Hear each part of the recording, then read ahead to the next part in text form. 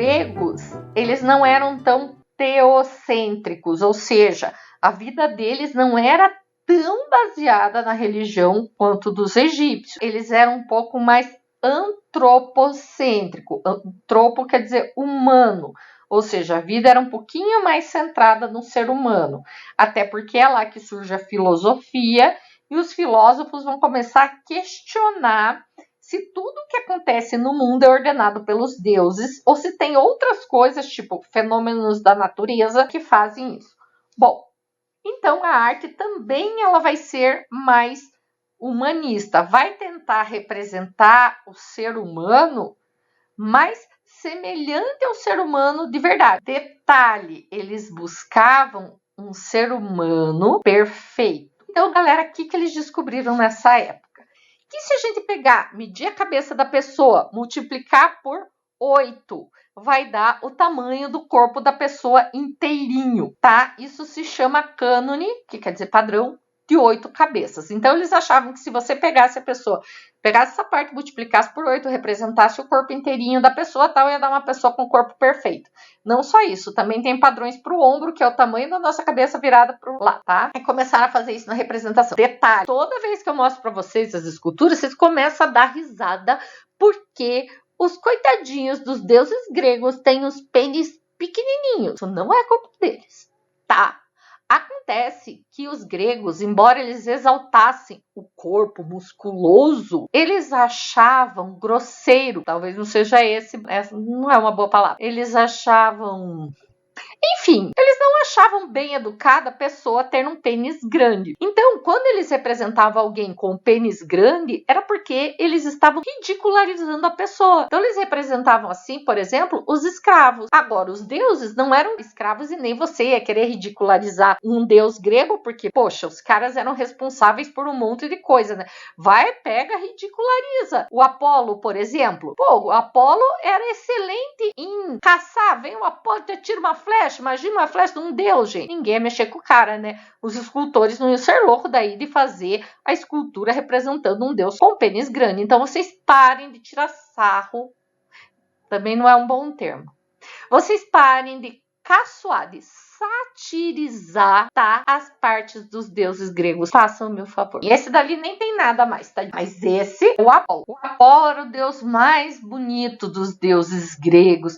Ele era deus da música. Ele era um cara assim, bambambam. Ele tinha um velocino de ouro, que sabia-me Deus o que era um velocino, mas eu acho que era tipo um carro, assim, que ele fazia todos os dias os sol cruzar o céu, então graças a ele as plantas floriam. O cara era um sucesso. Bom, quer representar ele feioso, né? Então eles representavam as proporções idealizadas. E como eu falei, os gregos eram fãs do corpo humano, tanto é que nas Olimpíadas os jogos eram feitos com os homens nus, justamente para mostrar o corpaço, entendeu? E detalhe, não era para agradar a mulherada não, porque elas não participavam dos jogos, era para mostrar para os outros rapazes que estavam nas Olimpíadas, hein?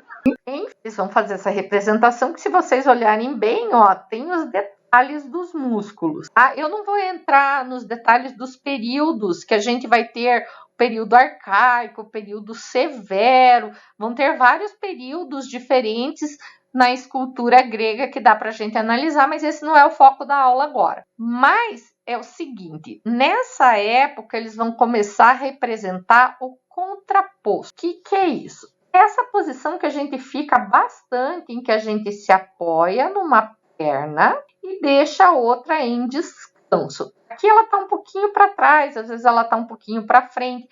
Isso vai dar uma sinuosidade, vai dar um remeleixo assim na escultura, vai dar mais leveza visual para ela. Claro que é só visual, porque a escultura é em mármore, é uma pedra e é bem pesadinho. O que também vai ajudar na representação dessa beleza é o uso de tecido, que parece molhado. Então os gregos usavam, especialmente no período que a gente chama de helenístico, ok? Esse tipo de técnica, a escultura parecer mais leve. O período helenístico ele vai acontecer depois que o Alexandre da Macedônia invade a Grécia, a cultura grega, né, a cultura dos helenos, começa a se difundir pela Europa. Então até vejam que essa escultura não é original, ela é uma cópia feita pelos romanos, mas tem as características gregas. É uma cópia de uma escultura grega, porque o original já não existe mais. Aqui até a sandalinha no pé, que dá uma noção pra gente como era a moda naquela época. E vocês estão vendo esse tronco com essa cobrinha aqui, ó? Esse tronco também, gente, uma coisa bem legal que eles faziam. Como eles apoiavam o peso da escultura nessa perna, é comum ela rachar aqui na região da canela, por causa do peso mesmo da escultura. Então, quando eles colocavam esse apoio, que às vezes é um tronco, vocês vão ver que é uma criancinha que está esculpida aqui, às vezes é só o bloco de pedra mesmo, alisado e tal, ele vai fazer o quê? Ele vai ajudar a resistir com todo esse peso, né? Ele vai reforçar essa parte da perna da escultura, vai evitar que ela quebre. Outra coisa, lembra que a escultura lá do Egito, ela era toda rígida? Tipo, parecia que estava realmente paradona? Vejam que a escultura grega, ela tem movimento. Parece que o cara tá falando mesmo, gente. Dá uma impressão assim. O Apolo vai criar vida a qualquer momento. Até o cabelo dele tem movimento. Inclusive, eles faziam os cabelinhos mais cacheadinhos, tal. E tem todo um estudo anatômico aí. E a ideia era o quê? Representar as esculturas com perfeição, idealizar, mais perfeitas do que era o ser humano, porque mais do que um ser humano, ela representava um deus, tá? Só que eles não representavam pessoas comuns, ok? Representavam deuses. A gente até vê representação de pessoas comuns, como a Auriga de Delfos, por exemplo, se vocês quiserem, vocês procurem, mas elas estão sempre vestidas. Você não vai ver representação de pessoas comuns daquela época nua. Então, era como se quem pudesse, né, quem tivesse realmente essa perfeição física, esse poder todo para estar nu ali, fossem os deuses. Gente, só um detalhe. Olha o tamanho dessa escultura. 2,24 metros, galera. Depois, se vocês quiserem, procurem. Tem um videozinho. Acho que eu vou colocar para vocês que tem o peso dessas esculturas, a massa delas calculada. Se eu lembrar, eu coloco depois. Essa lindona aqui, gente, é a Vênus de Milo. Olha aqui, ó. Ela também é do período helenístico. Ó, cabelinho preso. Ó, o rostinho dela. As mulheres, até o período helenístico, elas são representadas sempre vestidas, mesmo que fossem deusas. Só agora, nesse período, é que elas passam a ser representadas nuas. A gente vê o padrão de beleza da época, que não é aquela mulher muito, muito magra. Ela tem os seios pequenos, o quadril largo, ela também está naquela posição de contraposto, ó, o peso dela apoiado nessa perna, o que faz uma curvatura, gente, ó, quase um S, dá uma leveza enorme visualmente para essa escultura. Sem contar, olha o rosto dela, não existe uma expressão de força, né? É uma expressão de serenidade. As esculturas nessa época, tá? Elas são meio assim, meio serenas, algumas só masculinas que vão ter uma dramaticidade maior, mas na mulher isso não é comum nessa época. Já na Roma Antiga, que é o caso dessa escultura do Augusto de Prima Porta, o Augusto realmente existiu. Foi um dos imperadores romanos. Então aí está representada uma pessoa que existe.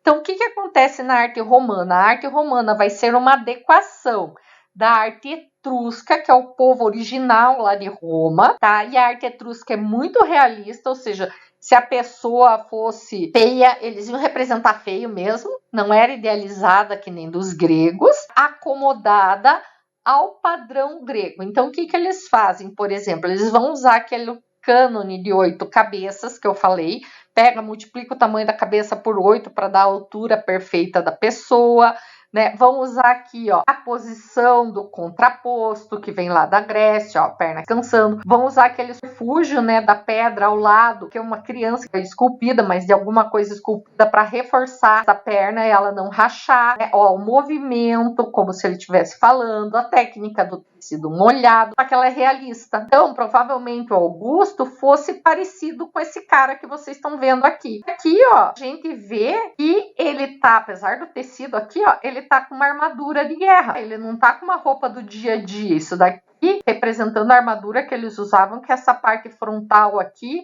era de metal, e isso aqui normalmente era em couro e era preso com uma outra parte de trás também de metal, que era para eles irem para luta mesmo. Ia ser horrível de usar, né? Mas, enfim, é uma proteção. Então a gente já vai ter uma outra mudança cultural aí na forma de representação, tá? Os romanos justamente pela influência, né, a junção da influência grega das técnicas com o realismo etrusco, vai surgir uma escultura voltada para a representação real das coisas, como era lá no Egito, que tinha as feições das pessoas de verdade, só que agora com movimento, parece que elas estão fazendo alguma coisa, elas têm uma leveza visual muito maior do que se elas estivessem paradonas que nem as do Egito. Nas mulheres, bem vão aparecer representadas de da vestida, porque esta mocinha nem poderia aparecer peladona, porque a Valéria Messalina era uma mulher lindíssima, com um marido muito feinho, mas muito gente boa. Ela foi esposa do imperador Cláudio. O imperador Cláudio, gente, se vocês forem ler sobre ele tem uma história bem bacana. Ele era feio, ele teve problemas de desenvolvimento, tinha problemas na fala, mas ele foi um imperador que ajudou muito no desenvolvimento de Roma. E me parece, pelo que eu li, que ele era muito bom pro povo também. E, enfim, a imperatriz não ia poder aparecer peladona mesmo, né, gente? Não tinha internet para publicar nudes da galera.